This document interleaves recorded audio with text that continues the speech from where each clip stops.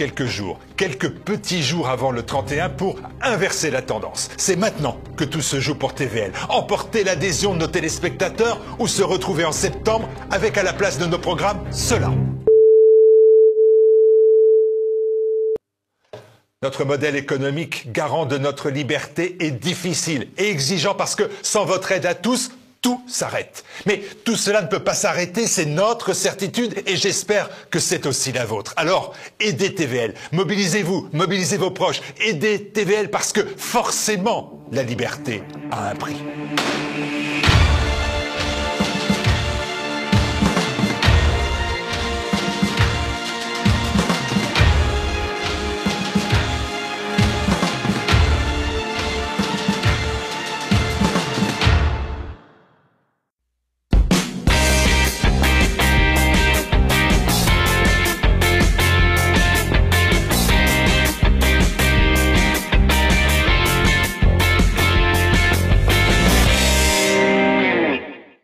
Bonjour à tous et content de vous retrouver pour ce nouveau numéro de cette année-là, avec toujours une équipe fidèle autour de moi. Olivier François qui est avec nous. Bonjour. Bonsoir. Olivier, vous allez bien? Ça va bien, bon. Très bien. Christophe Maxime, toujours là aussi, fidèle au poste. Notre fidèle rédacteur en chef François Bousquet. Bonjour François. Alors François, le numéro qui est en kiosque depuis un mois. Hein, oui. Toujours, c'est toujours Jean-Claude Michéa, avec un grand dossier sur Michéa, un grand dossier sur Alain de Benoît à l'occasion de ses 80 ans et des 50 ans de notre revue Éléments. Jérôme Sainte-Marie sur le bouquin de Piketty et Cagé, puis quantité d'autres papiers, dont un entretien remarquable d'Henri Laurence, actualité et inactualité du conflit israélo-palestinien. Donc toujours en kiosque. Hein. Toujours en kiosque. Et puis on a notre ami Rodolphe Carte, qui est maintenant fidèle, bonjour, qui est Patrick. devenu quasiment une vedette. Alors, c'est une émission un peu exceptionnelle qu'on fait par son thème, car cette fois-ci, nous n'allons pas revenir sur une date de l'histoire d'Éléments, mais sur un extrait vidéo de notre dernière émission qui a fait, comme on dit, un buzz sur Twitter, qui a scandalisé tous les jeunes militants blancs nationalistes. Et ça, c'est votre faute, François.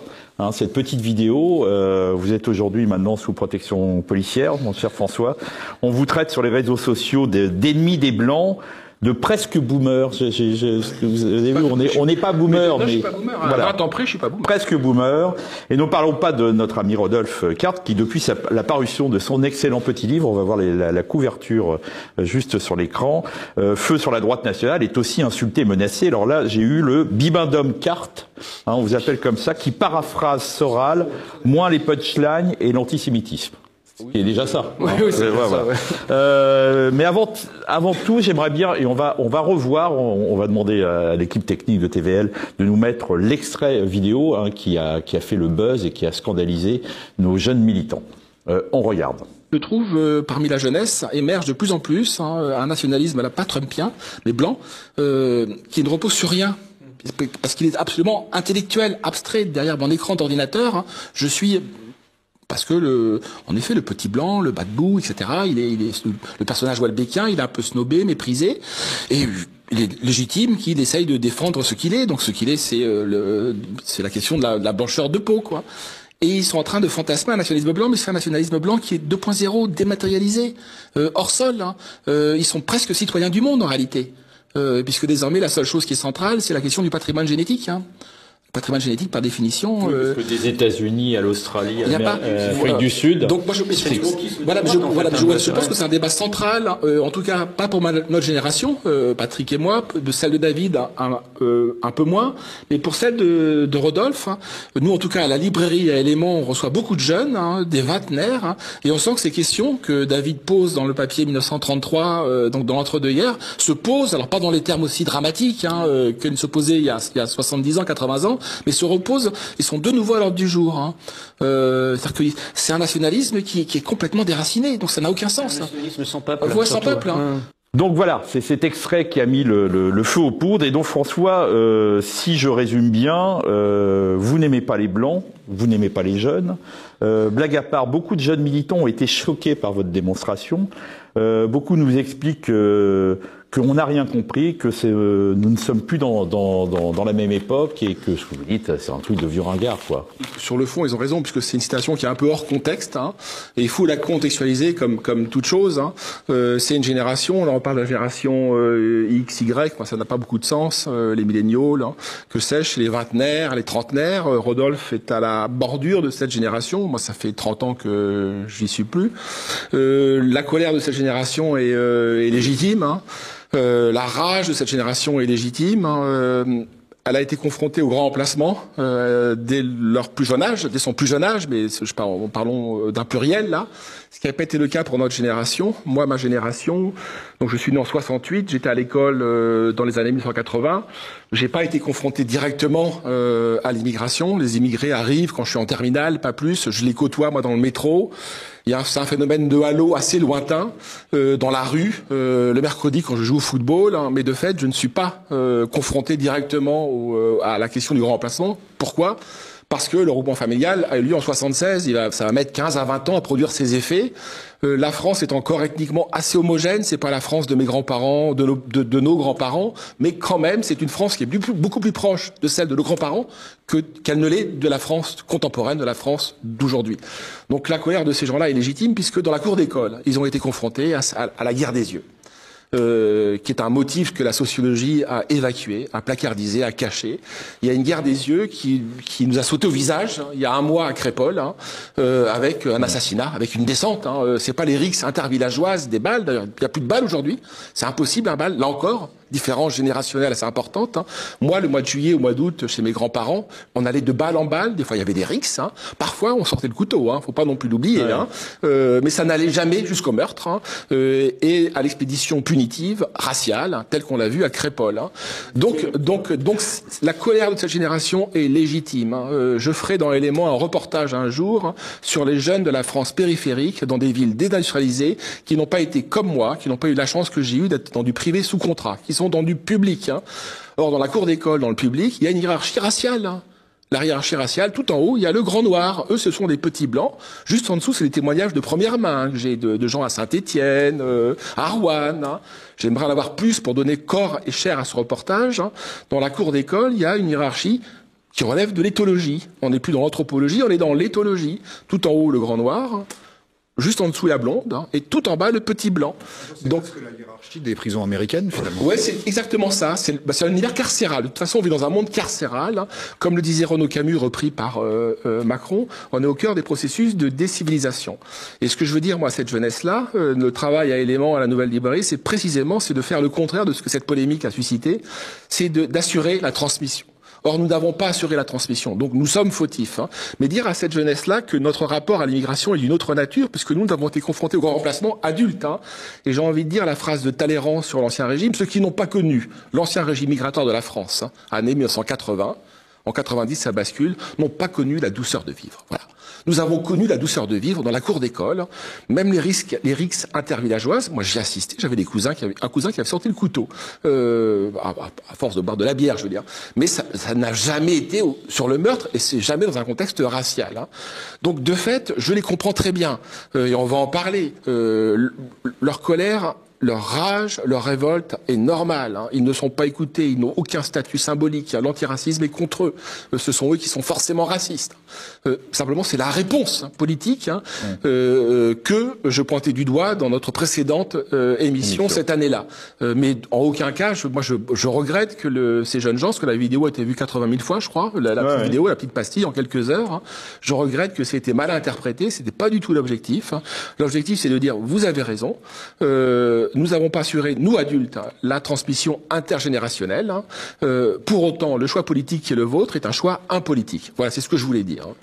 Je vais demander à Rodolphe, parce que Rodolphe, beaucoup nous ont expliqué, il y a ce militant québécois qui nous expliquait sur Twitter, à l'heure d'Internet et des réseaux sociaux, n'est-il pas normal que des communautés transnationales se créent entre nationalistes occidentaux, particulièrement en Europe, avec l'abolition des frontières internes? C'est-à-dire qu'ils pensent qu'il faut, ils rêvent d'une solidarité blanche, ils disent qu'il y en a une, et en fait, dans la réalité, c'est là où il y a un souci. cette solidarité blanche, elle est un peu virtuelle. Hein. Bah, quoique, moi, j'aimerais faire un retour d'expérience. François a très bien dépeint le tableau actuel, mais je pense qu'il y a quand même comme un retournement du stigmate, ce qui est très intéressant vis-à-vis même parfois de la génération qui arrive encore derrière moi, celle des 20 ans, c'est qu'il y a vraiment, comment dire, un renouveau identitaire, et même moi, je commence mon livre là-dessus, en disant que tout souverainiste, entre guillemets, parce que c'est entre guillemets mon camp, ne peut que se réjouir, entre guillemets, du sursaut identitaire qu'on connaît aujourd'hui en France, même en Europe. Et moi, je suis absolument sur cette ligne-là, et entre guillemets, le postulat de mon livre, c'était le sursaut identitaire, il est bien, il est tout à fait louable et appréciable, si je puis dire. Mais par contre, il faut essayer de transformer l'essai de manière politique. Et par contre, moi, ce que j'ai remarqué à travers mes différentes conférences, que ce soit par rapport à des partis politiques, à des syndicats étudiants ou même à des groupes militants, c'est que pour le coup, il y a vraiment, comment dire, un élan vital, si je puis dire, un élan vraiment de mouvement de résistance. Et c'est vrai qu'aujourd'hui, par exemple, François avait tout à fait rappelé de manière pertinente qu'il y avait une espèce de hiérarchie, mais moi j'ai l'impression qu'aujourd'hui, en tout cas, elle est contestée. Alors, elle n'est pas encore renversée, mais en tout cas, aujourd'hui, oui, on se fait traiter de sale français, on se fait traiter de sale européen ou de sale blanc, mais aujourd'hui, on relève la tête, enfin, de plus en plus en tout cas. Évidemment qu'on subit encore des brimades, évidemment que l'État aussi, mène une véritable chasse contre les groupes militants. On l'a vu avec la dissolution de différents groupes, et même là, Lugan a une vision assez intéressante, parce que dans son livre, justement, quand il revient sur ces époques de militantisme violent, il dit très bien qu'aujourd'hui, c'est compliqué de pousser les jeunes dans la même voie de l'affrontement, parce qu'aujourd'hui, bien évidemment, que si l'État a, comment dire, une main plus légère quand c'est la racaille de banlieue, on sait très bien que quand c'est des jeunes blancs qui se défendent, là, la main est très dure et le glaive s'abat de manière, radicale. Donc non, il y a quelque chose qui se passe, et moi, en tout cas, j'ai bon espoir, et aujourd'hui, je trouve qu'il est criminel justement de dire que tout est foutu, ce genre de choses. Et moi, je vois vraiment qu'il y a quelque chose, une émulsion, et il y a quelque chose qui se passe dans la jeunesse, en tout cas à mon avis. Alors, il y a une autre polémique qui a eu lieu, qui n'est pas due simplement à la prise de parole de François à ce moment-là, mais qui anime pas mal certains militants. On est au cœur du sujet, c'est le territoire. Pour beaucoup, le territoire n'a plus beaucoup d'importance, en fait. Si on doit quitter la France pour aller, et c'est vrai que c'était un peu la mode de partir dans les pays de l'Est, on s'aperçoit que, je crois que c'est Daniel Conversano qui doit être en Bulgarie, quelque chose comme ça.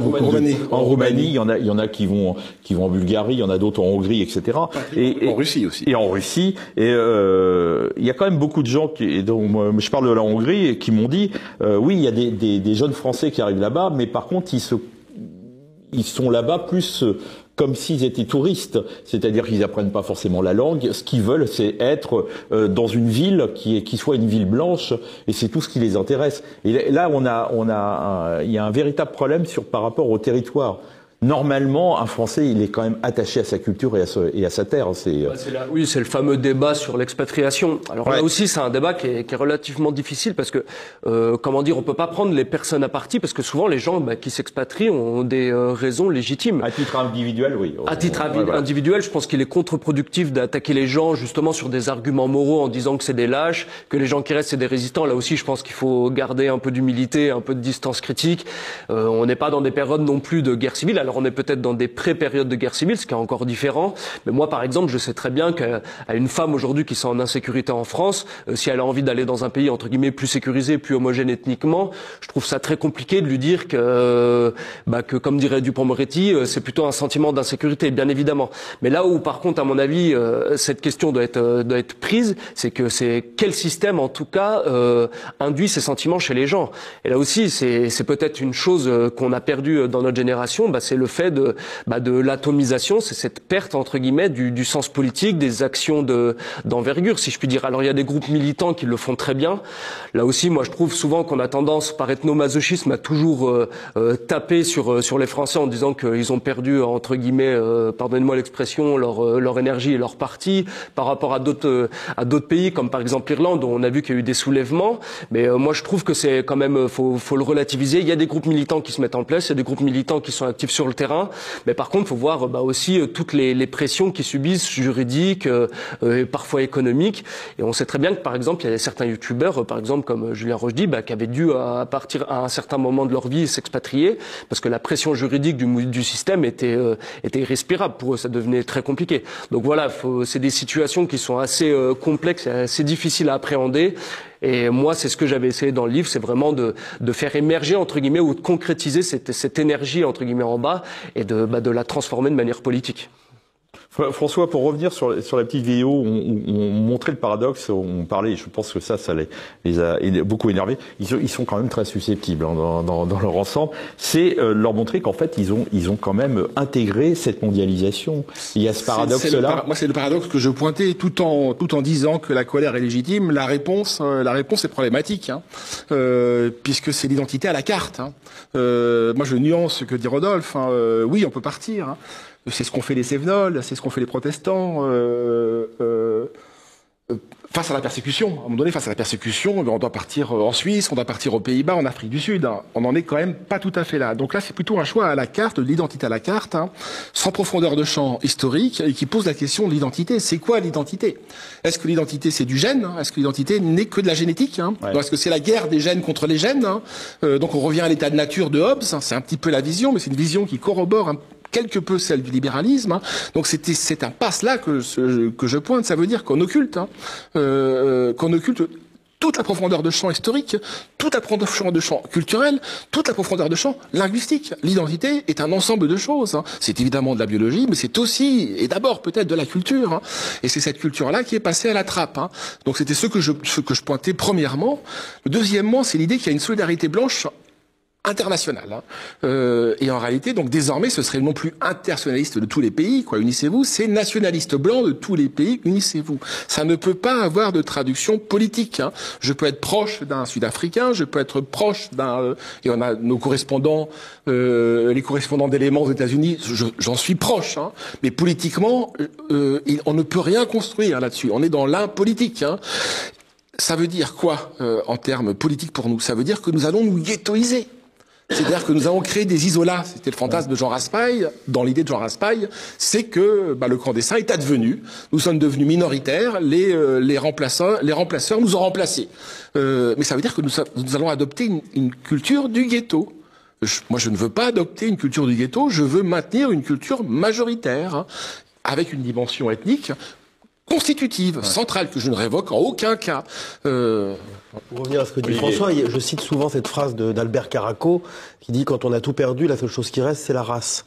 Au fond, ces gens-là, parfois, ont malheureusement perdu une part de leur identité, de la profondeur. C'est notre faute. Et c'est notre faute, ça, on est d'accord. Et c'est la faute de l'école, et c'est la faute des mass médias, etc. Pour employer une expression. C'est la faute des aînés. C'est la faute des aînés. Certains d'entre eux aussi, qui sont très attachés à leur identité génétique ou ethnique, essayent aussi de reconstruire une identité plus profonde avec plus d'épaisseur. Ce qui m'inquiète aussi dans ce néo-nationalisme blanc, c'est son occidentalisme et sa naïveté géopolitique. Au nom de la solidarité blanche, ils se mettent quasiment, j'en vois certains, à se regarder avec des yeux de chimène les Américains ou les États-Unis. Les États-Unis demeurent toujours, y compris sur les questions d'immigration, l'ennemi de l'Europe. Il faut toujours rappeler qu'à l'époque d'Obama, je crois que ça a un peu changé sous Trump, mais pas tant que ça, les spin doctors américains on envoyait des gens dans les banlieues pour créer une élite de remplacement, etc. Sur la question, ça a toujours lieu d'ailleurs, sur la question islamique, je rappellerai, moi j'ai vécu un petit peu ce moment historique des guerres Yougoslavie, le soutien massif des Américains à la racaille islamo-terroriste. Voilà. Pour corroborer ce que Olivier et François dit, c'est qu'en plus, sur cette question d'occidentalisme, on assiste à une renaissance du courant néoconservateur aujourd'hui, qui est tout puissant aux États-Unis, en France, en Europe et en Israël. Or, rappelons qui sont les néoconservateurs. La matrice, c'est du trotskisme. Ils n'ont rien de conservateur, ils n'ont rien de droite, en réalité, ces gens-là.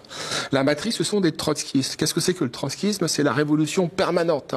C'est là où le trotskisme recoupe les logiques libérales de la destruction créatrice. Mais simplement, Pardon, excuse-moi, François. mais simplement, ils ont fait leur mue et ils s'appuient sur Hugh Clinton. Hugh Clinton n'était pas néoconservateur. Il a été récupéré par les néocons, mais le vrai Hugh Clinton, c'est pas le choc des civilisations, c'est nous et les autres. C'est qui nous sommes. Hein. Donc sur les problématiques vraiment identitaires, sur l'Amérique WASP. Hein. Ils sont passés de la révolution permanente à la guerre permanente. Hein.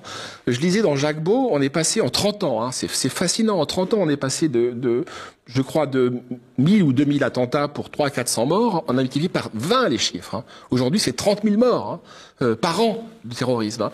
Donc ils ont généré une guerre quasi universelle. Et ces néocons, faut quand même le rappeler, Dominique Bernard et Samuel Paty ont été tués par des Tchétchènes. Hein. Qui a défendu la Tchétchénie ? Bernard-Henri Lévy, André Glucksmann, Pascal Bruckner, hein, il y a 20 ans de cela ou 30 ans de cela.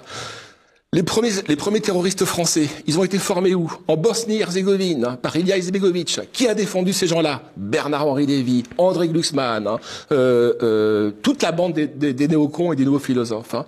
Donc ces gens-là ont créé l'instabilité aujourd'hui qui nous met en péril, hein, et on devrait les défendre. Hein. Non. Bruckner, qui était le premier, le paradoxe, a parlé du petit homme blanc. Le fardeau, le fardeau de l'homme blanc, ouais. Dans une perspective qui était déjà atlantiste, occidentaliste, hein. Un peu à la Pascal Praud. J'en suis désolé, mais c'est que nous, comme nous sommes des consommateurs, la société de consommation, c'est ça l'Occident. Je n'ai pas envie de défendre ça. C'est la raison de notre sortie il y a 2 mois. Mais en aucun cas, c'était pour pointer. Cette colère, je le redis, cette colère, elle est plus que même moi. Et puis la colère a des vertus politiques. Hein. Simplement, il faut qu'on garder son sang-froid aussi. C'est-à-dire que je pense que dans l'urgence, il se rattache peut-être à aussi, d'ailleurs dans l'occidentalisme, je pense que ce qui joue, c'est la fascination pour la puissance, puisque la France, l'Europe est malheureusement en dormition, comme pour parler comme Dominique Vénère. On semble regarder les États-Unis comme une superpuissance qui va nous aider à relever les défis. L'ironie, c'est que malheureusement l'Amérique n'est pas avec nous. Voilà. Puis l'ironie, c'est que c'est quand même un trait caractéristique d'une, je veux pas dire d'une certaine droite, puisque j'en suis à élément, moi je porte cette voie-là. Simplement, on rallie l'Amérique au moment où l'Amérique s'effondre sur elle-même. Hein. On rallie l'Occident au moment où l'Occident s'effondre sur lui-même, au moment où le Sud global est en train de pointer nos faiblesses industrielles, militaires, on le voit en Ukraine. Hein. C'est paradoxal. Hein. Pour revenir sur la colère, pour revenir sur la colère, qui est un thème important de notre émission, moi aussi je voudrais faire part d'une forme de colère personnelle et même un peu d'embarras et de naïveté. Moi je suis en colère contre mon époque qui va m'obliger à parler de cette chose obscène qu'est la race. Moi, je ne veux pas du tout qu'on m'assigne mon statut de race blanche. Moi, je suis un Français parisien, normand, gascon. Je suis extrêmement embarrassé qu'on m'oblige à mettre le doigt dessus. Et je voudrais... Alors, en faisant une défense un peu paradoxale d'une forme d'universalisme français accouplé peut-être au catholicisme, je voudrais qu'on en revienne aussi au numéro actuel d'Éléments où le grand entretien de François Bousquet et Alain Benoît nous rappelle des notions fondamentales d'enracinement fort et de défense des identités réelles. Voilà. Non, moi je suis toujours formidablement embarrassé par ces notions obscènes de race blanche. Non, alors moi je suis pas tout à fait d'accord. Je lance un peu ça. Alors je comprends que vous le lanciez, mais je suis pas. Alors c'était votre raisonnement, c'était celui des Grecs face aux Perses. Hein. Je sais plus si c'est Aristote qui dit ça. C'est que la Grèce est une communauté politique, c'est ce que vous dites. Hein. Et les Perses se rendent compte de l'entrée d'Alexandre dans leur capitale au bout de 3-4 jours. Parce que ce sont des sociétés communautaires autocentrées. Donc ils s'en rendent pas compte. Hein. Et Aristote, je peux pas dire de bêtises, je crois que c'est lui qui oppose précisément le politique, hein, précisément au biologique. Mais c'est une commodité que peut s'octroyer Aristote. Hein. La Grèce, à l'époque, est plutôt, même si c'est le bassin méditerranéen, avec des comptoirs, des ports et des villes un peu disséminées partout, est quand même assez globalement homogène d'un point de vue ethnique. Hein. Ce point de vue-là, on pouvait le défendre il y a quelques années, on peut plus le défendre, puisque la conséquence de ça, de cet universalisme français, c'est l'immigration, les portes ouvertes. Hein. Moi, j'ai tendance à faire, alors peut-être que Rodolphe sursautera, on a opposé, Louis Dumont en particulier, la conception allemande de la nation à la conception française. Hein. Moi, je pense que si nous devons être français, nous devons l'être sur des bases allemandes, hein, c'est-à-dire ethno-linguistique. Hein. Aujourd'hui, confronté au grand remplacement, la position universaliste, assimilationniste, n'est plus tenable. Hein. J'en suis confus d'avoir à dire ça. Mais... Ne serait-ce que par la masse présente des immigrants en France. Sachant qu'il faut citer quand même Spengler qui disait les obsédés de la race prouvent une seule chose, c'est qu'ils n'en ont pas. C'est-à-dire que quand on a une identité bien construite et sereine, Encore faut-il vivre dans des temps sereins. On n'a pas besoin, en effet, de sauter. Oui, exactement. Voilà. Mais on n'a pas besoin de sauter comme un cabri sur sa chaise en disant race, race, race. Mais de fait, la question biologique, ethnique, je préfère le terme ethnique, qui est plus complexe que les questions, enfin, la question ethnique, évidemment, se pose du fait même de la disparition rapide et de notre minorisation. Je sais pas comment on l'emploie, enfin, on devient minoritaire. Il suffit, je renvoie aux pages de Renaud Camus ou de Richard Millet sur le métro parisien, par exemple. Et ça, c'est une expérience qu'on fait tous les jours. À nos jeunes militants, Rodolphe est une exception. Il a écrit ce petit livre qui est un peu oui, c'est un débat, c'est une controverse. On est là pour ouvrir le débat et si vous avez eu, Rodolphe, de bons échos, et même de la part de Daniel Conversano, qui est prêt, lui, à discuter de ces débats-là, en fait, on s'aperçoit que c'est quand même une génération qui prend la mouche rapidement et qui a du mal. Donc, on préfère faire des vidéos YouTube qui vont disparaître, qui font peut-être des 500 000 ou 1 million de vues, mais qui sont ni écoutées et qui ne correspondent pas à rien, quoi. Il n'y a rien de très constructif. Et vous êtes un peu une exception dans cette histoire. Oh, il y en a d'autres quand même. Oui, j'espère. Oui, mais disons que le débat entre guillemets, ça part par exemple beaucoup sur Twitter. Et moi, je trouve que c'est un réseau social assez intéressant dans la forme.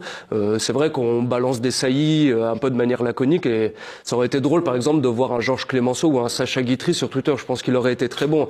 Mais bien évidemment, aussi cette culture européenne et française, c'est aussi la culture de l'écrit. Et c'est quelque chose à laquelle on doit encore se rattacher dans ma génération, même si nous on est déjà une génération de la vidéosphère. On n'est plus peut-être, il y a déjà une fracture avec vous, messieurs, un peu plus âgés, qui est plutôt du monde de la graphosphère. Alors évidemment que par contre le monde de la vidéosphère, c'est comment dire, un médium très très bon pour la propagande. Comme je vous l'ai dit, j'ai mentionné les zoomers, comme on les appelle, c'est donc les jeunes de 20 ans qui vraiment produisent du matériel, enfin comment dire, de la communication qui est vraiment intéressante. Mais c'est vrai que c'est souvent comment dire, un peu bâtard, si je puis dire, parce qu'ils reprennent des codes aussi de la banlieue. C'est assez drôle, c'est une redécouverte de l'identité, mais de manière un peu triviale, alors qu'à ses aspects positifs, avec le côté très instinctif, très radical, qui est assez intéressant. Mais par contre, moi j'en reviens sur mon livre, c'est qu'il faut donner une forme à une énergie, à un élan. Il faut lui donner une forme pour qu'il se concrétise, sinon ça va se dissiper. C'est comme tout, il y a le phénomène d'entropie, et au final on perdra.